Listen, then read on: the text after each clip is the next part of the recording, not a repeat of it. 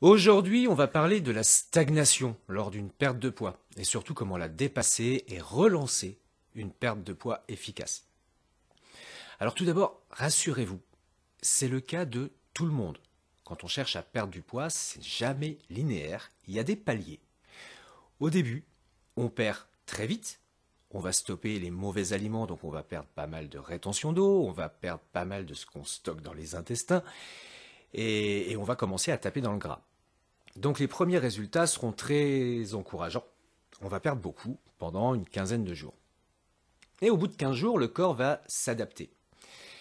Une hormone qu'on appelle la leptine, qui est l'hormone de satiété, mais pas que, va informer le cerveau que les réserves de graisse sont en train de baisser. Et si vous me suivez déjà depuis un petit moment, vous savez que le corps humain n'est absolument pas fait pour déstocker le gras. Le corps humain est vraiment conçu pour stocker du gras. Question de survie. Quand il va voir que l'apport énergétique qui vient de l'alimentation est réduit et que ses réserves de gras sont en train de baisser, le corps va se mettre à paniquer. Donc il va bloquer le métabolisme.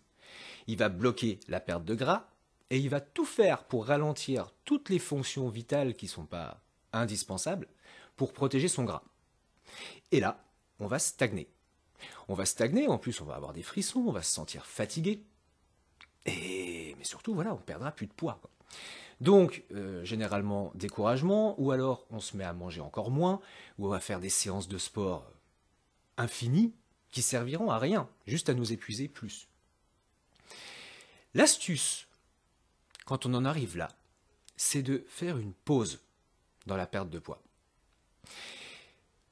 Lorsqu'on est dans cette situation de carence, entre guillemets, énergétique, et de carence pour le corps en réserve de graisse, on a une hormone qui s'appelle la leptine.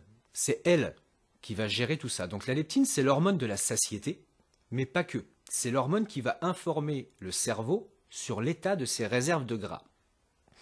Quand on a un bon taux de gras, une réserve de graisse conséquente, la leptine va être sécrétée à chaque repas qui va informer le cerveau, tu peux t'arrêter, tu as bien mangé, tout va bien. Quand on va être en mode perte de poids, le corps va sécréter beaucoup moins de leptine. Étant donné qu'il veut renflouer ses réserves de gras, il va demander au cerveau de nous faire manger plus. Ça peut paraître logique.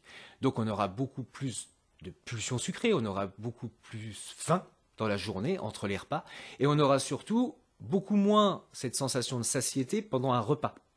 Donc tendance à manger beaucoup plus. L'astuce, quand on arrive à un palier, c'est de manger plus. Alors ça peut paraître contre-productif, mais c'est la seule méthode efficace. Vous allez faire une diète correcte, en hypocalories, toute la semaine, vous allez vous autoriser 48 heures de repas normaux. Ça va tout changer. Vous allez apporter beaucoup de calories au corps, il va commencer à refaire un petit peu de gras, et ça va le rassurer. Tout va rentrer dans l'ordre. Alors, c'est pas de la débauche, attention. À chaque repas, vous pourrez rajouter un peu de féculents. Vous vous autorisez un petit dessert. Mais je ne parle pas de manger n'importe quoi toute la journée pour prendre 6 kilos dans le week-end. C'est absolument pas ça. Mais vous faites un week-end no diète. Un week-end normal. 48 heures.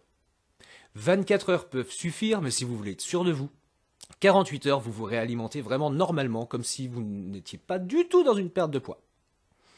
Vous allez voir que tout va rentrer dans l'ordre. La leptine va augmenter, le métabolisme va repartir, va s'accélérer, et dès le lendemain, vous allez reprendre une diète et vous allez perdre du poids. À la prochaine stagnation, vous faites exactement la même chose.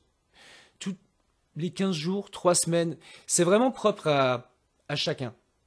Mais c'est indispensable. Si vous vous privez encore plus, si vous essayez de faire encore plus de sport, vous allez vous abîmer et vous ne perdrez pas plus de poids. Donc cette méthode, c'est simplement pour relancer le métabolisme, accélérer le métabolisme. Le niveau d'hormones va redevenir normal et vous allez perdre du poids dès la semaine suivante. C'est radical. Je sais, ça peut paraître contre-productif de manger plus quand on essaye de perdre du poids, mais de temps en temps, c'est obligatoire. Essayez, vous verrez, ça fonctionne. Sur ce, excellente journée et à très bientôt.